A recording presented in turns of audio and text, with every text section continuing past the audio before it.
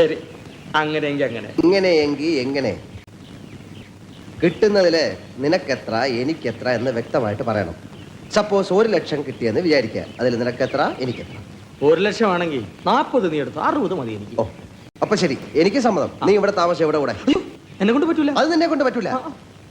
ജീവൻ പണയം വെച്ചാ ഞാൻ ഇതിന്റെ കൂടെ കഴിയുന്നത്.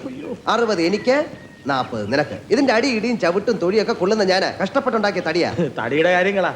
ഇത്രയും കാലം ഈ വട്ടിന് ഉടുപ്പ്, പാവാട, പാവ, മരുന്ന്, മങ്ങിയൊക്കെ മേടിച്ച് ഞാനാ. അതിന്റെ കണക്കോ? അതിന്റെ കണക്ക് നീ വേറെ വെച്ചോ. ഇതിൽ 60 എനിക്ക്, 40 നിനക്ക്. സമ്മതം ഉണ്ടെങ്കിൽ മതി, ഇല്ലേ ഞാൻ പോവാ. ഒരുമാതിരി കണ്ണിച്ചോരലത്തെ വർത്താനം പറയാടേ. കഷ്ടപ്പാട് എനിക്കുണ്ട്. എന്നാ നീ ഒരു കാര്യം ചെയ്യും, 40ന്റെ കൂടെ ഒരു 10,000 കൂടി ഇട്ടോ. പറ്റില്ല. ഒരു 5,000, ഒരു 1,000 രൂപയുടെ. ചുമ്മാ ഇരിടേ. ശരി, 500 ഉറപ്പിച്ചോ. ഞാൻ ഉറപ്പിച്ചില്ലെങ്കിലോ? എടാ ഒരു 200, 100 രൂപയുടെ. എടാ ഒരു 10 രൂപയെങ്കിലും താ. മനുഷ്യൻ ഇത്ര ആക്രാന്തം പാടില്ല.